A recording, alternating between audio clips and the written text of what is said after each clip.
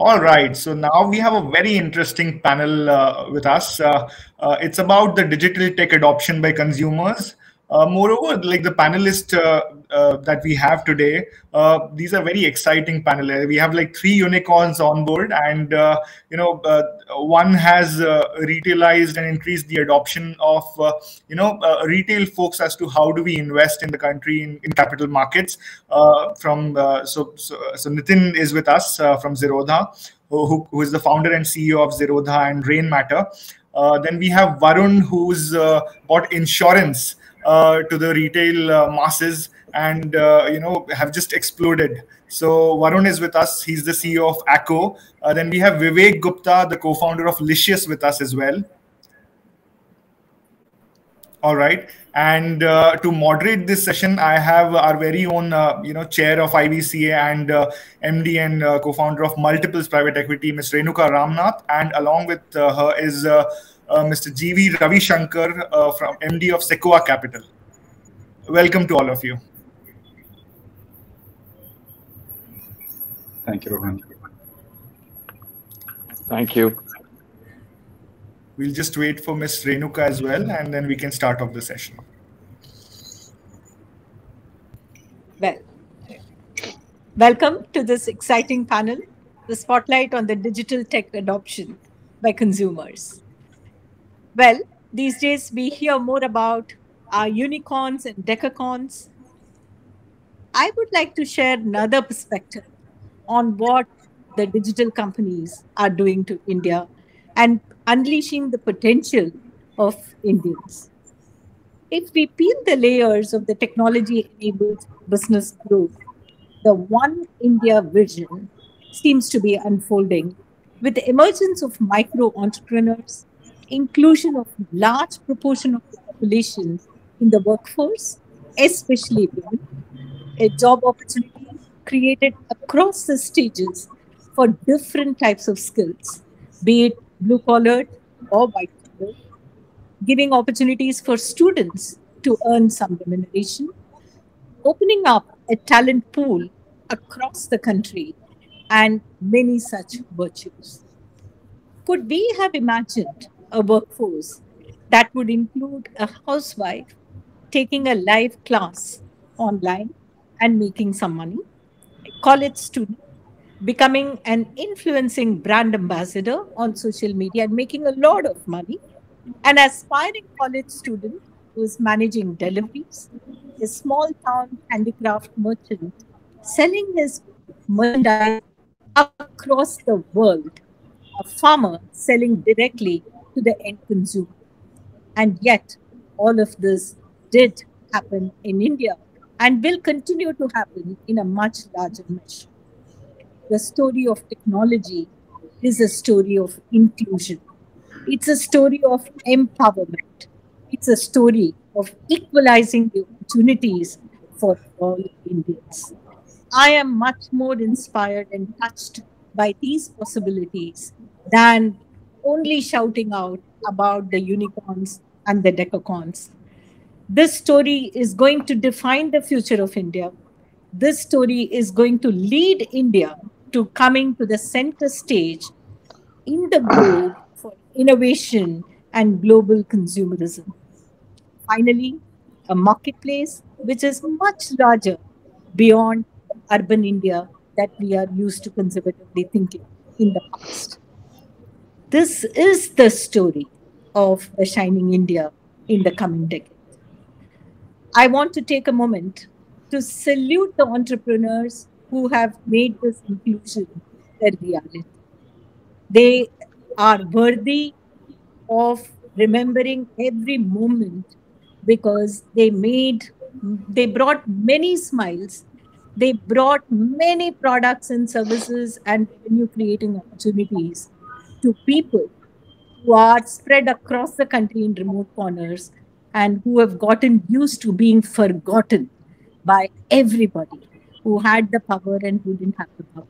So thank you so much, entrepreneurs, the three of you stellar names are here and many, many more spread across the country for making this dream come true for ordinary Indians. I now request GB as you are fondly called by the community, to share your perspective on Digital India. Thank you, Renuka, and thank you for sharing a very interesting perspective of access and inclusion, which I think deserves a lot more coverage than it receives. It is a lot more today about the valuations and so on, but that part of the story is equally important because we want many more people to be inspired to follow the path of the Nitins and the Varuns and the Viveks, for us to improve the inclusion theme that we just spoke about. So let me go middle of the road and talk about some of that. What a year it's been for technology companies this year. At last count now, we are talking about 60 plus unicorns, maybe it's 65 plus, and one every day. Vivek, congratulations again. And we heard one more unicorn today, so it's just raining unicorns at this point.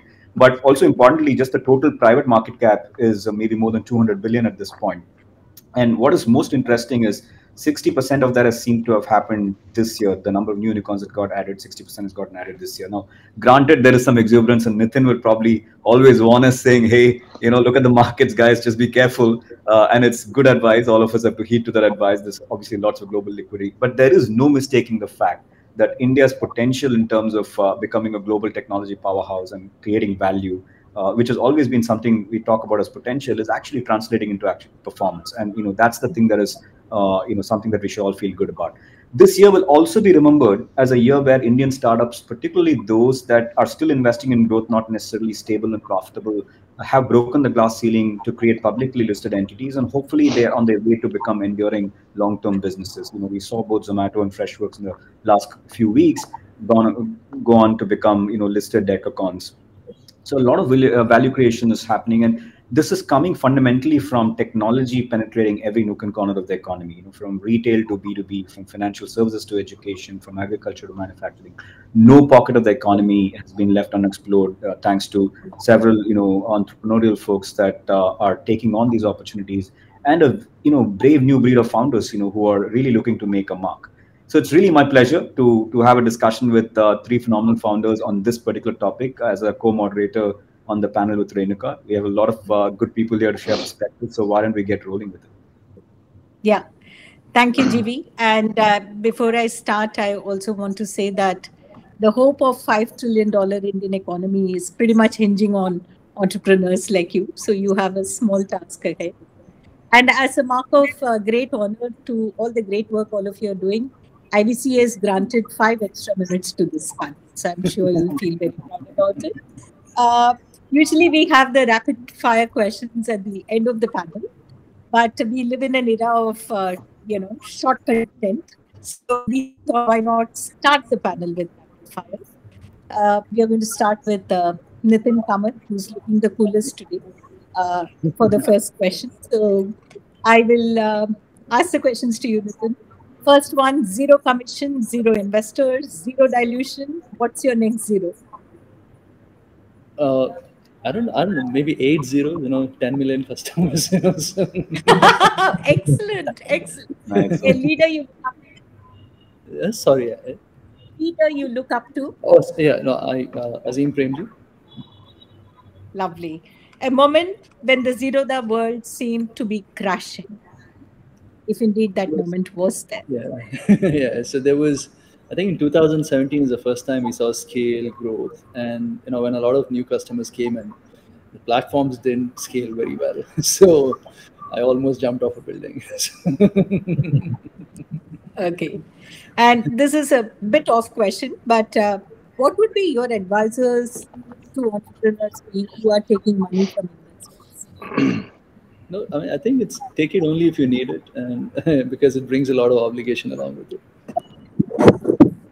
Thank you for keeping us in business. If you had said don't take it, GB and I will have for jobs. Over to you. Yeah, thank you, Vivek. Now you're up next. So a few questions for you. Your customer will describe you as? Customer will say, जितने नखरे हमारे meet और sea food को लेके हैं, Licious के हमसे भी ज्यादा हैं. Very interesting. Your biggest blunder in the Licious journey is? Oh, many. The biggest has to be one. I think early in our journey, we were just trying to do too many things. We had supply chain to manage, we had customer support to manage. So some wise advisors told us that outsource some of this, and we did outsource our customer support for 1 week, and that was like pathetic, So it just broke, and I think me and Abhay spent few days in customer support only then. Knowing you and Abhay and your obsession with customer service, that is a big one. That's a big one. Yeah, I can actually tell you a joke. A customer asked, about turkey, and the customer support center guy said, "Chicken or turkey same ही होता है." That was interesting. Your aha moment in the journey? Me and Abhay were in hospital because of COVID in this April, and business grew 25% that month. Oh wow! There you go, man. That's very interesting. Biggest joke about among the entrepreneur community about investors. Oh shit! Can you guys take it? We actually at one point of time we thought full form of VC is vegetarian capitalists. Well, okay, that one we plead guilty. Okay, the two of us here at least. That's okay. That's still manageable because I thought Nitin will have the last laugh after this question. Yeah. Okay, Varun, next up to you. A customer behavior that surprised you the most? I think customers don't trust legacy brands as much as we expect them to trust. That was my I figured that out at least pretty early. Very interesting. Very interesting. And what would you describe your company's DNA as? I think patience. Keep chipping away at small customer problems, and we believe the customer will reward you. So just patience is what we try to keep instilling. Excellent. And the two hottest jobs in your organization would be what, if somebody would apply? Remote and hybrid, all jobs are hot. We don't have cold jobs. That's lovely. That's lovely. That's great. And a moment when you felt, valuation FOMO, was there an incident that said, "Oh wow, we're missing"? No, I feel it every 2 weeks. Every 2 weeks since I started subscribing to whatever startup news feeds, every 2 weeks, I'm like, what am I doing wrong? Very interesting. Excellent. Should we move on to the questions? Next set of slightly more serious questions. So Nitin, again, you are the first starter. It would be nice if you could if each of you could take about 2 minutes to answer this question. So we wanted to get your perspective on innovation and thinking out of the box, because of course most business models in the digital world are creating value out of the box thinking, where you're able to bring scale, bring a new solution to old problems, or create a new market, and so on. So what are the innovations and out-of-the-box ideas that you devised which became game changers for you? Right. Yeah, Nitin, sorry to interrupt. Before you answer, we realized we didn't formally introduce any of you. So if you don't mind, taking one-line introduction and then jumping in so the audience has context. Sure. Yeah, thanks, Jimmy. Yeah. So I'm Nitin. I run Zerodha, which is a brokerage firm, and we also run Rainmatter, which is a fintech incubator and a founder. Coming to the question, so the thing is, while we've done quite well as a business, which is we've grown quite a bit. One bit I think we haven't done very well is around helping people do better with their money. While we have tried to educate, of course, we offer low cost, great platforms, but the realization was that are people actually doing better with their money because we offer all of this? I mean, maybe not, as in not everyone has the bandwidth to sit and learn and etc. So I think we've introduced this platform called Nudge. Right. See, the thing is, I think a lot of people do the mistake that they think that stock picking is really the most important thing of investing. It's really how you manage money, not really what stocks you pick. Right. As in the odds of someone being right, even the best guys being right is maybe 60-40 times, right? And So what we're trying to tell our customers is that you don't have to worry about stock picking. If you can do what is right in terms of money management, you'll probably come out okay. Right? Things like don't go against the trend, diversify, don't concentrate into a single stock. You know, don't leverage. Understand there is disposition bias that makes you sell your winners, buy more of your losers, right? And we are trying to see if we can somehow educate all of this to the customer on the trading platform itself.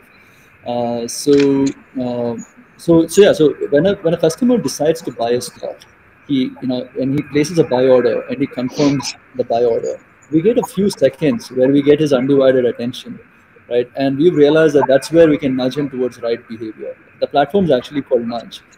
The first nudge we brought into place is called penny stock nudge. So if one of our customer is scared, is trying to buy penny stock, we scare the shit out of him. We tell him, dude, the business will lose money. So we actually nudge him away from taking a trade. And so penny stock trading volumes at Zerodha as a percentage of our equity volumes is down 65% since we introduced this. Right. So so this, I think, is the most exciting thing about what we are doing in the business, that we've somehow figured that there is a way to not being paternalistic, but still nudge the person into maybe doing the right thing also.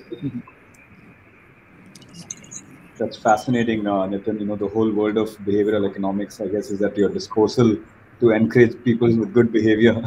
Excellent to hear. Excellent to hear. Vivek, I know the early days of how you guys started, but for the benefit of the audience, where did you guys imagine you would be, and where have you come so far? Like, what's the journey been like versus what you imagined?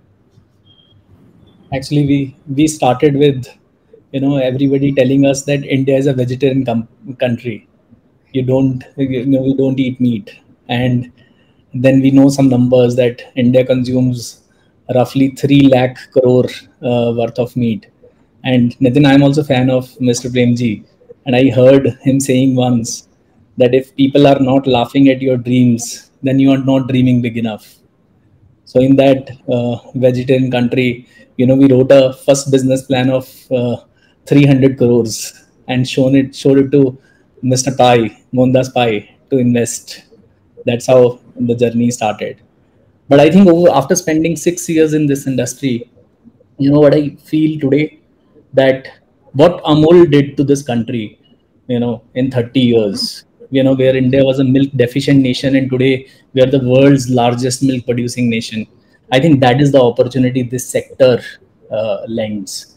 Whether it is our per capita meat consumptions, whether if you see global graphs of how when countries grow, protein consumption grows. If you put all these equations together, it's just sky's the limit.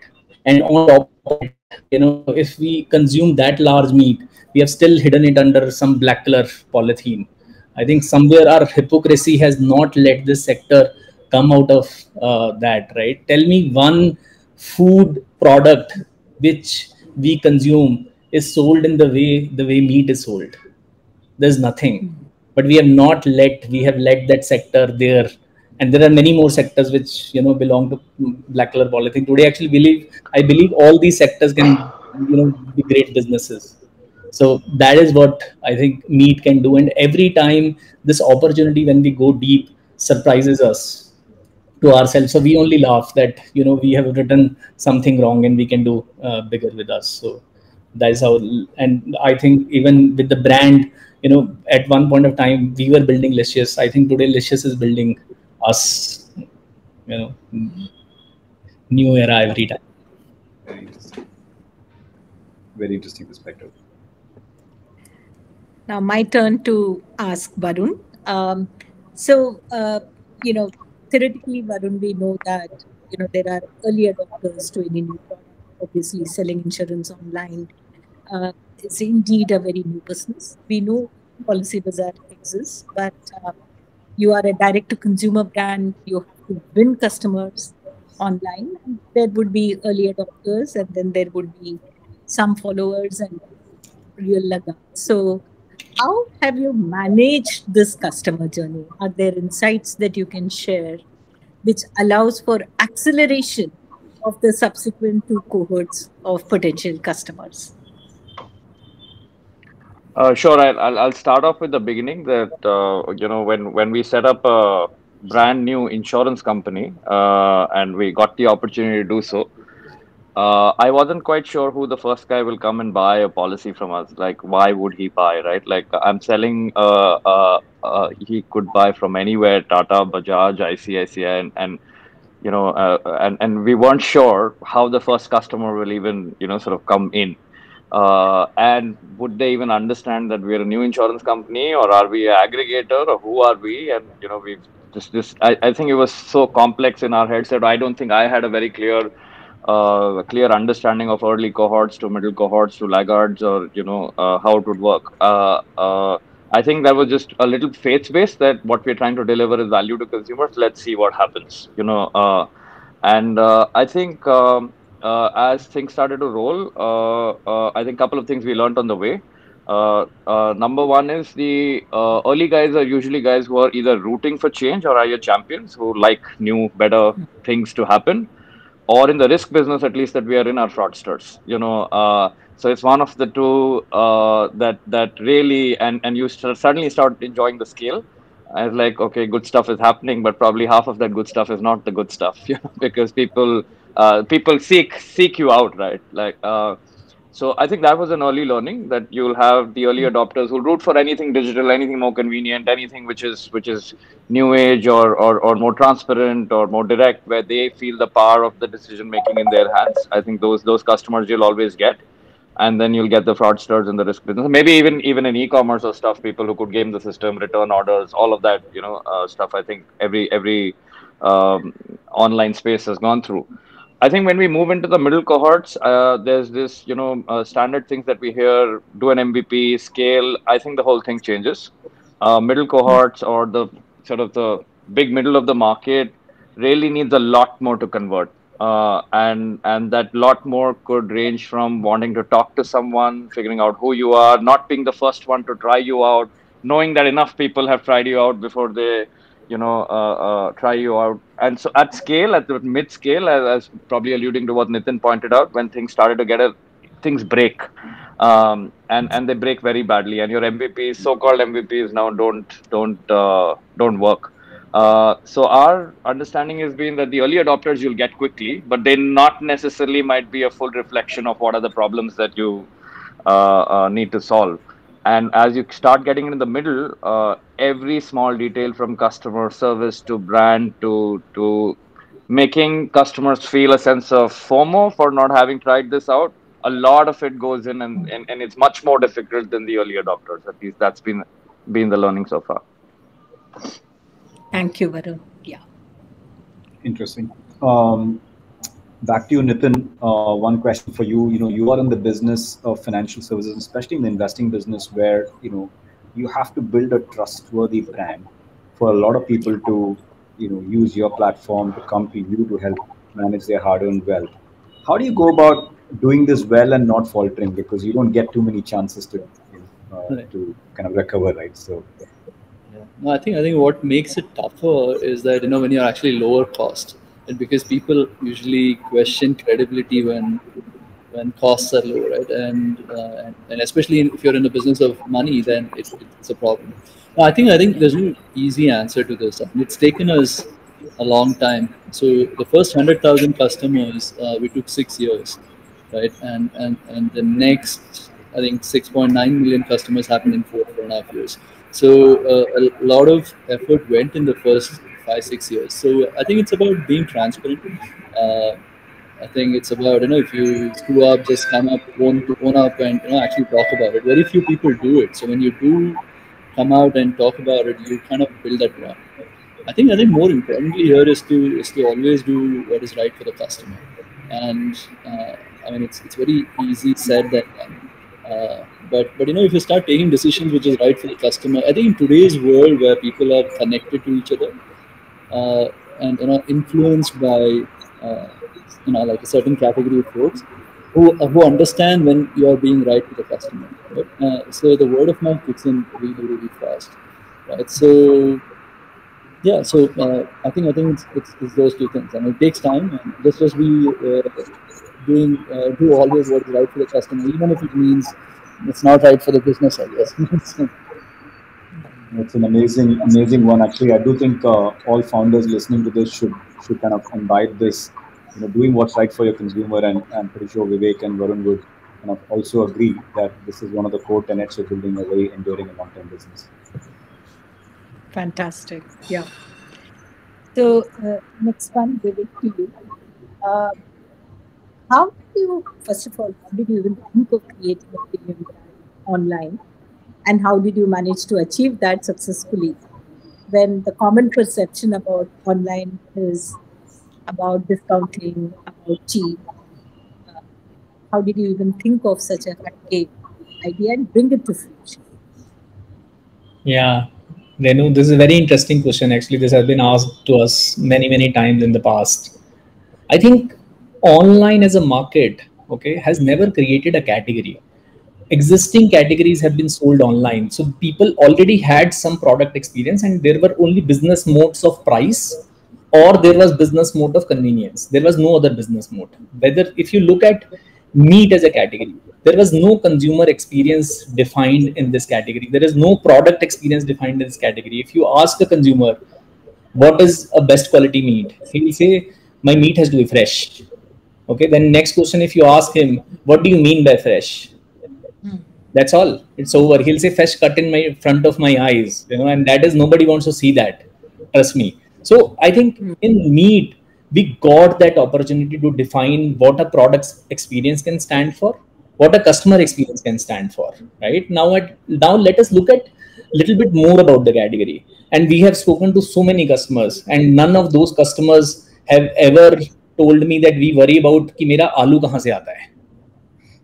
Right? Nobody cares. Whereas if you talk about meat, people have too many things. मेरे को ये चाहिए, ऐसे cut चाहिए, मेरे को leg piece चाहिए. I like breast piece in my, this thing. I want mutton biryani. Mutton meat has to be good biryani, right? So people have so much. It's a category of, hyper involvement of the consumer, right? And that is why consumer does so much of effort going here and there, traveling 20 kilometers, buying early morning, standing in the queue. So in that category, when conversation is not about the price, so we never solved that problem with the price. We have just defined an experience which never existed, and consumers could never imagine that category that way. So when the price is not the ask of the consumer, okay, it is the product, then why should I give that solution? So that's the reason we only solve for product and experience. And at Licious, we have even at some stage, we have even taken that conversation from meat.com to meat products. Meat was only consumed in India, as a center of the plate for lunch or dinner. We have started talking about breakfast meat spreads. We started talking about snacking. We started saying consumers that you can cook a high quality dish in like just 5, 7, 8 minutes. So I'm saying, then we have never heard, by the way, in any conversation that I care about 20 rupees here and there. I just care about my delicious dish. So that's how we have always solved it differently and not bothered about the price. Excellent. Clearly seeing an opportunity in a very, very unique, discerning way and addressing. Fantastic. Yeah. Varun, question to you. If you think about things like capital, talent, and market share, which of this has been the hardest from your perspective, and just take us through, your experience building the company? I think that's an easy one. I can, and it's a cliche, but not a cliche. Talent's by far the hardest. Market share or capital is solvable. These are logical issues. You can decide to go fast, go slow, figure it out but that's not something. Talent is, let me put it this way though. From a talent perspective, if you're looking at leaders who can join you, who are probably high caliber, who are also people friendly, build good teams, are aligned on the vision, care about customer outcomes rather than their own territorial, what they handle and how big their role is. I can keep adding to the list. There may be 5 more attributes minimum that you need to create a company which is inherently strong. And really creating good customer outcomes, and that's in a needle in a haystack, sort of problem when you keep adding these pieces. So talent by far, I think, is the most nebulous challenge out of all of the capital, or because it's art, it's emotion, it's aptitude, it's how there's no clear one answer to it. So by far, I would say talent's been the toughest one, and like I said, capital and other stuff is more logical, solvable. At least more respective to our journey. I think we made a few, I would say, mistakes while hiring, and what we have done over a period of time is really find that your leaders need to be very secure human beings. That security and the sense of developing people needs to be very, very strong. And so we've been very, very patient. You could be a great product manager, you could be a great tech guy, you could be a great P&L owner, but their own sense of security and are they secure human beings is pretty critical to build good teams, customer empathetic teams, developing better teams under them. So I think what we've really focused on over a period of time is getting those leaders, and even if it takes a year or a year and a half to hire somebody, we'll keep that position vacant, but we will not fill it up because there's a bandwidth void, in some sense. I think that's been the biggest learning, that it's okay to not just fill it up for the sake of filling it up. That's very, very interesting. Keeping the bar high, finding the right talent. Yeah, absolutely the right. I agree. And clearly, all three of you articulated that there is no shortcut. You have to build it painstakingly, brick by brick. And I'm tempted to say on behalf of all of you what Harsh, Jain used to tell me, that it took me only 10 years to build an overnight success. So, yeah. When we see from outside, it looks like it just happened by magic. But it is tremendous amount of hard work, customer centricity, and, building it painstakingly against all of this. Lovely. Excellent. Over to you. Yeah, so we will move to the next section where we have a few questions, but we'd like each of you to opine on the same question so the audience can get a flavor for how it's been for you individually. And maybe just to make it easier, I'll start with Nitin, move to Vivek and Varun, and we can follow the same sequence for the questions.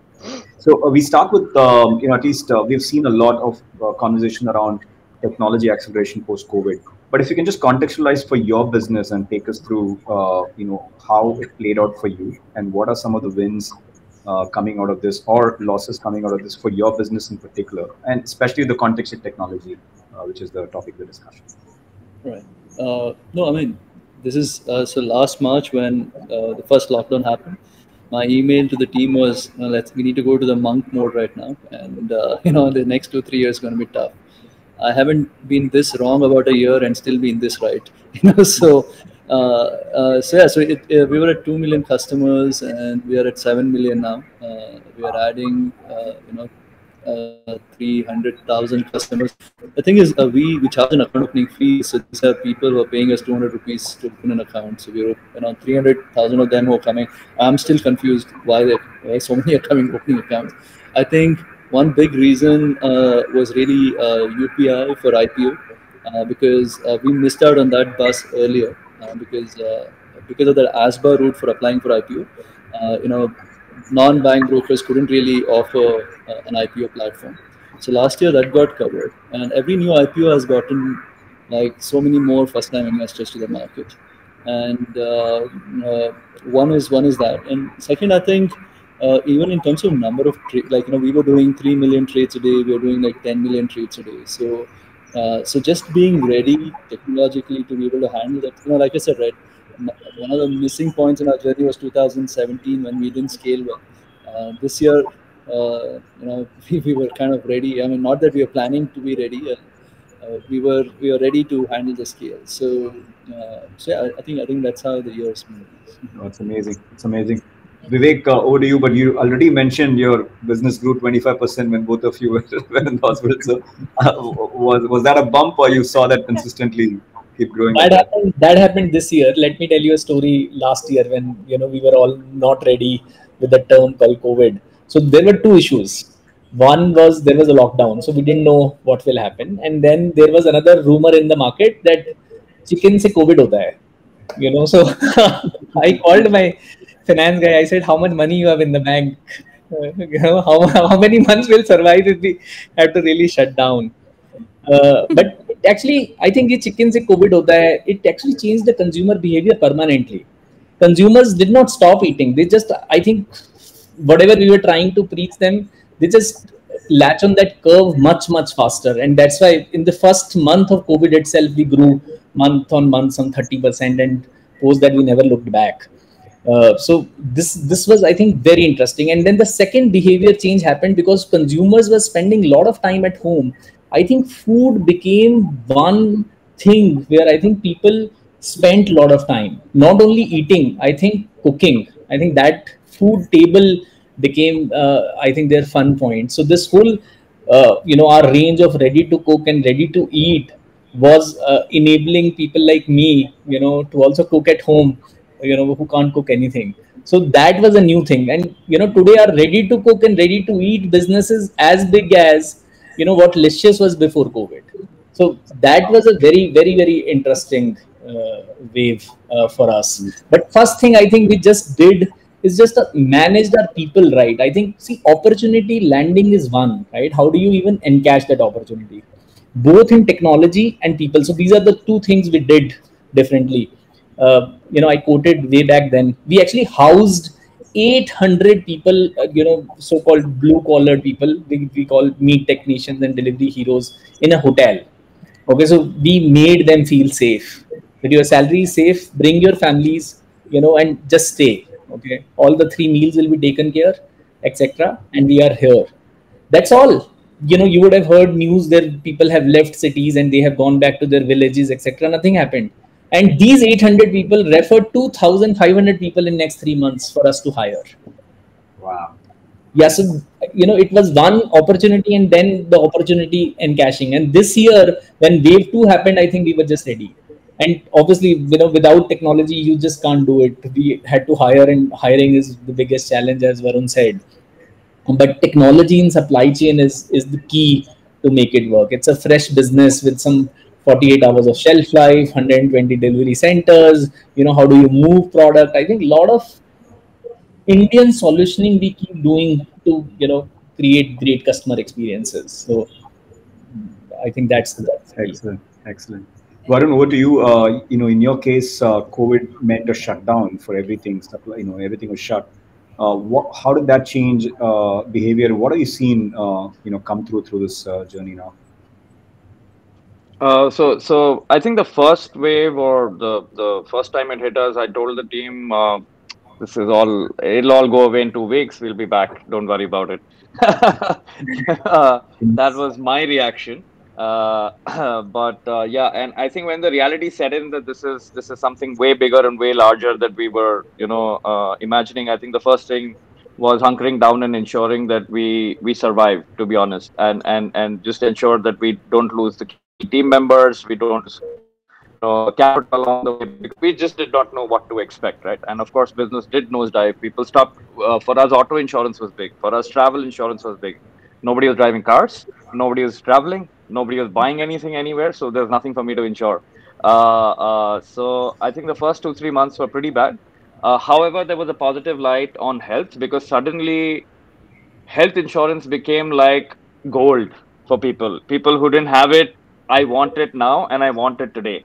And no amount of public service, financial awareness campaigns on health insurance can help what has happened to health insurance over the last, 12 to 18 months.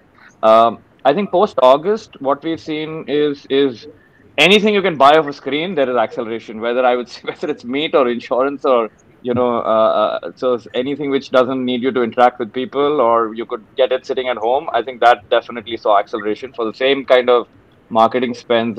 Post-August, which is post the first wave, things just quadrupled, simply after that. And I think health insurance, I believe, is a fundamental shift. From being a push product, it has become a pull product in India for a large degree of the population, which I think is great for the country from a resilience standpoint, from people not taking it lightly. When people have had challenges of paying 5 lakhs, 6 lakhs in emergency situations, I think that fundamental shift, yes, we lost lives and that was painful, but this fundamental shift of health insurance, I think it's come for good now. It's not a product which has to be explained that what's the need for it.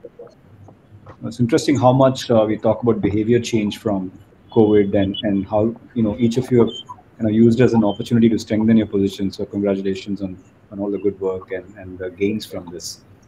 I think we have a few minutes left, so I'm going to ask one question and then maybe we can wind up after that. You all are founders who have seen extraordinary growth in the last few years. What is the role of the government? What can we as an industry, and IVC, as you all know, is kind of a proponent for more capital coming into the industry. Also, is kind of for the entrepreneurs to make your lives easier. So if there are some message we can carry, Renuka and I can carry back to the government to help you accelerate your trajectories of growth, what would those be for each of you? Absolutely. Yeah. No, I mean, okay. I think we've benefited significantly from everything government's been doing, right? As in, I mean, I think without the India Stack, we wouldn't have been here for sure, right? So I think the bigger problem for someone like us is really that the audience who has the money to invest in the markets is a very shallow market, right? As in, maybe 2 or 3 crore Indians who potentially can invest in the markets. So for us, the real problem to solve is how do you get how do you get to $5 trillion really? And how do you put more money in the hands of people? So, potentially our market size grows. I mean, the total target market grows. So, but apart from that, I mean, I really, I don't think, because even our regulator, SEBI, has just been killing it actually, in terms of, whatever needs to be done. So I can't really think of anything that specific to our industry at least.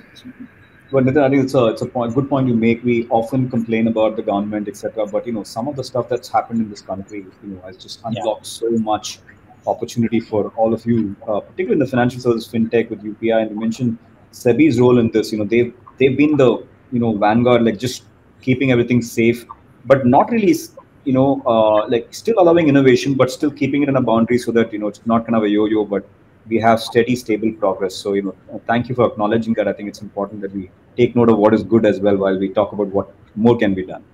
Vivek, your point of view, your industry, I don't know how much attention it gets, but what would you like changed for this to go forward? Actually, a lot of stuff happens, we actually work with on multiple projects with government in the back end, with farmers, fishermen, etc. I think that work is happening much faster. There is a lot of government support. There are funds being created. So all that I think is a great work. Only challenge, I think, which we feel today is just this whole digitization of licenses, which a food operator needs to operate in. And you all will be surprised. Licious needs roughly 1,000 licenses a year to manage, to operate and renew, and different departments and, everything. Most of that is in the physical world, time taking, and COVID. How do you scale? So I think some of that digitization can happen. We are now a digital country, right? So I think that can be a big change if that happens. Very nice, very interesting. Varun? I think you're right that there's a lot that the government machinery has done. If I could say it, maybe 5 years ago or 4 years ago, you couldn't imagine a company like Acko even getting a license. It is impossible, right? Just the fact itself that we get to play in the market, to get to put our world vision onto what things could look like, is the fact that they've been liberal and progressive, about some of these things. Having said that, I think we needed a little more. I think if I were to specifically talk about our industry, we are trying to about insurance. We're trying to solve it in a different way. We're trying to cater to end consumers in insurance, which has not happened, and you end up catering to distributors as your customers, right? Typically, the whole of insurance is your distributor is your customer. I don't think one company like Acko can fully make that transformation happen in a sector as vast as insurance. So I think I'd be very happy if there are 3 more, because I think that's when the category actually shifts from its legacy ways of working and non-transparent pricing and not great products which are not friendly for customers but friendly for distributors, right? So I think. Perfect. They could allow more people like us a little faster, in the space. We got lucky. We had a a moment where they relented and probably some perseverance came through. But I think we could do with a few more like us, hopefully. Excellent, excellent. No, each of these are such important points. I think the one thing that stands for me as I summarize some of this discussion in the last 30, 40 minutes almost goes back to the theme that Renuka started with, which is one of inclusion and access. And each of you in many ways, and Vivek, you mentioned about how you guys are taking care of the farmers on your side, the fishermen and others. And Nitin, you talk about consumer protection and doing the right thing for them, and to overall grow the market. And Varun about just more competition will enable better access to this risk management solutions, etc. For me, this goes back to tying all this together as one of access and how using technology as you guys scale, you're bringing more access and inclusion to so many parts of this economy and the country. And we didn't talk much about rural India, but I do think there's a massive opportunity for all of you as you grow to also bring them into the fold to benefit from some of the efficiencies that you're all creating in a new market. So with that as the theme, inclusion and access, I'd like to say a big thank you to all of you for this engaging panel and sharing your journey and insights from that. Thank you to our listeners for being a part of this. Over to you, Renuka. No, thank you very much. A real proud privilege to be talking to stellar entrepreneurs like all of you. And as I said in the beginning, a big salute from the entire industry, all members of IVCA, for being those wonderful entrepreneurs that you are, making the dream of India come true. Keep working on that. Yeah. Thank you. And on behalf of IVCA, I just wanted to thank all of you so that you could take out time and share these insights with us. This personally for me was a fan moment because me and my family trade through Zerodha. My vehicle is insured through ACO, and I buy my meat through Licious. So it was just amazing, a fan moment for me. Thank you so much. Thank you. That's a high LTV customer there. Thank you. Bye-bye. Thank you. Pleasure.